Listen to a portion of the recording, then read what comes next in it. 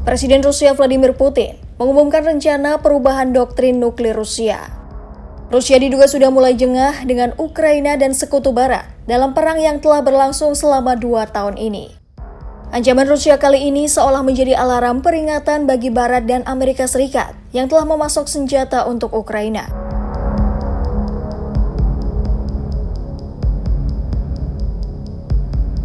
Rusia kembali mengambil langkah strategis yang memicu perhatian internasional.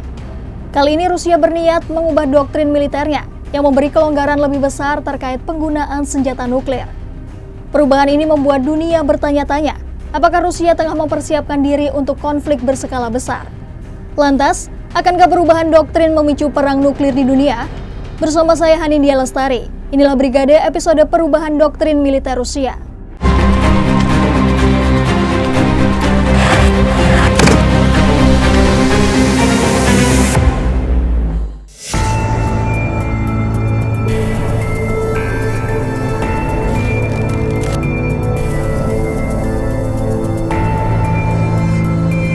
Presiden Rusia Vladimir Putin secara terang-terangan mengirimkan sinyal ke panggung internasional mengenai rencananya mengubah doktrin nuklir Rusia sebagai respon eskalasi yang dilakukan Barat di perang Ukraina. Rencana perubahan doktrin itu diungkap oleh Wakil Menteri Luar Negeri Rusia Sergei Ryabkov pada Minggu 1 September 2024. Lalu, apakah perubahan doktrin nuklir Rusia bisa memicu perang nuklir?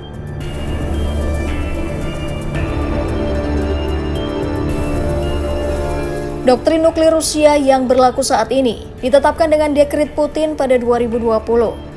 Pada doktrin tersebut, Rusia bisa menggunakan senjata nuklir jika menerima serangan nuklir dari musuh atau serangan konvensional yang mengancam eksistensi. Namun dengan adanya rencana pemerintah Rusia yang tengah mencoba mempermudah syarat penggunaan senjata nuklir yang dimilikinya, Rusia bisa saja lebih mudah menggunakan nuklir tanpa harus menunggu situasi yang sangat mengancam. Perubahan itu nantinya juga akan mengubah dokumen utama penggunaan senjata nuklir Rusia. Jika perubahan doktrin nuklir itu sesuai dengan keinginan mereka, maka dikhawatirkan bisa memicu perang nuklir dan mengkhawatirkan banyak pihak.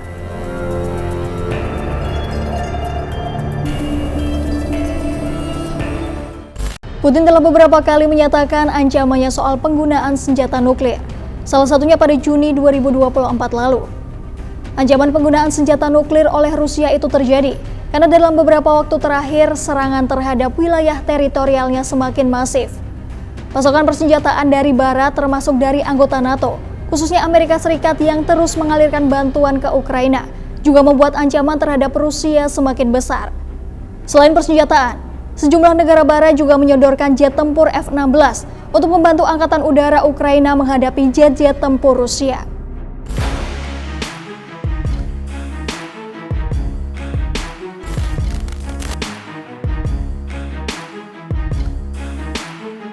Rencana Rusia mengubah doktrin nuklirnya menjadi alarm bagi dunia. Alarm ini berbahaya mengingat ada dorongan kuat untuk menurunkan syarat-syarat penggunaan senjata nuklir. Peringatan kekejaman Perang Dunia II, khususnya jatuhnya bom nuklir di Hiroshima dan Nagasaki, menjadi bukti kerusakan yang maha dahsyat. Data lembaga SIPRI per Januari 2024 menunjukkan, dari total 12.121 hulu ledak nuklir di dunia, Rusia mempunyai 1.710 hulu ledak. Lalu Amerika Serikat di peringkat pertama memiliki 1.770 hulu ledak. Jika syarat penggunaan senjata nuklir menjadi lebih longgar, maka ini bisa sangat berbahaya.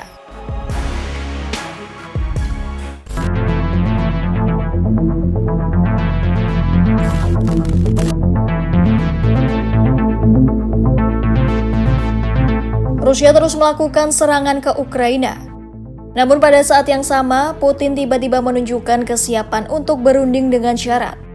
Tepatnya pada Kamis 5 September 2024, Putin mengatakan Rusia tidak pernah menolak untuk berunding dengan Ukraina. Готовы ли мы с ними вести переговоры? Мы никогда не отказывались от этого, но не на основе каких-то эфемерных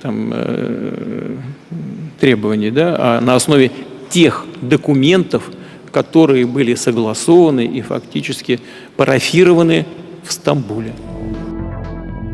Pernyataan itu disampaikan Putin untuk menjawab kemungkinan perundingan damai. Putin mengatakan Rusia hanya akan memasuki perundingan berdasarkan dokumen yang telah disepakati di Istanbul pada 2022. Rusia terus melakukan serangan udara terhadap Lviv dan Kiev. Serangan Rusia ke Ukraina Barat itu menewaskan 7 orang termasuk 3 anak-anak.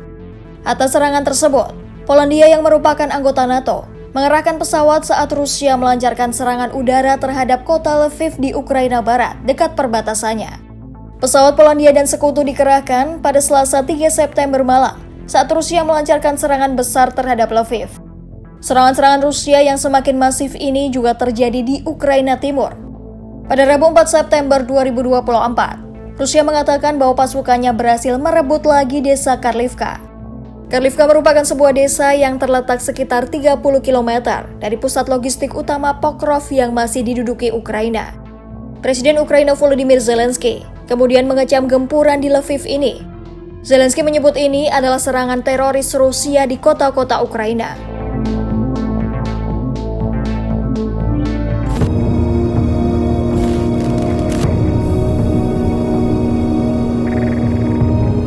Ketegangan di Ukraina semakin meningkat setelah desa Karlivka jatuh kembali ke tangan pasukan Rusia pada 4 September lalu.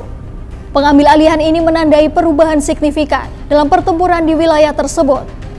Di sisi lain, Ukraina telah mengguncang Rusia dengan serangan besar ke wilayah Kursk pada 6 Agustus 2024. Serangan tersebut diduga telah memaksa Rusia mempertimbangkan perubahan doktrin militernya. Pasukan serangan lintas udara Ukraina merilis sebuah video yang disebut-sebut menunjukkan adegan-adegan dari dalam wilayah Kursk. Seorang komandan militer unit Ukraina menyebut, operasi di tingkat markas besar direncanakan dengan sangat baik. 6 числа був прорив кордону дружніми підрозділами. Потім зайшли сюди ми, насипала сюди авіація, добряче насипала. Проработала артилерія, відпрацювали тут добряче танчики. Потім зайшла піхота, зачистили окопи, їхні опорні пункти, всі ВОПи, і потім ми почали заходити сюди. Dalam video tersebut, menunjukkan pasukan Rusia yang melambaikan bendera putih, tanda menyerah dalam pertempuran itu.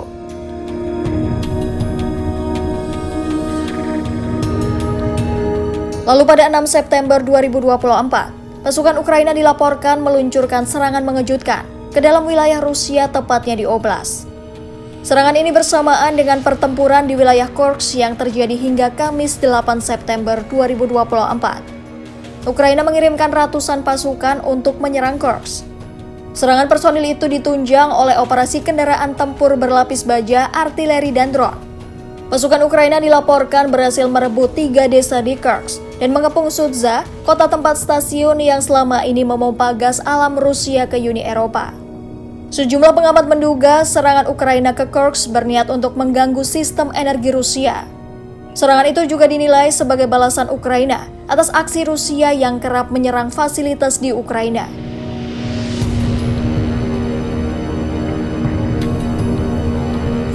Selain itu, Presiden Zelensky meminta Amerika Serikat agar membiarkan negaranya menyerang target militer jauh di dalam wilayah Rusia.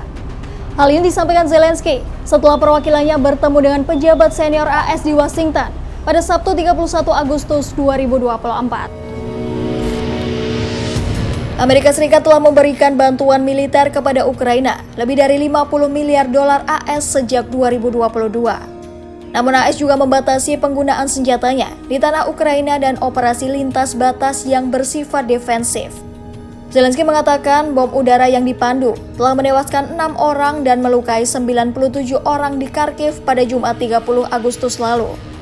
Serangan ini menurutnya dapat dicegah hanya dengan menyerang lapangan udara militer Rusia, pangkalan mereka, serta logistik Rusia.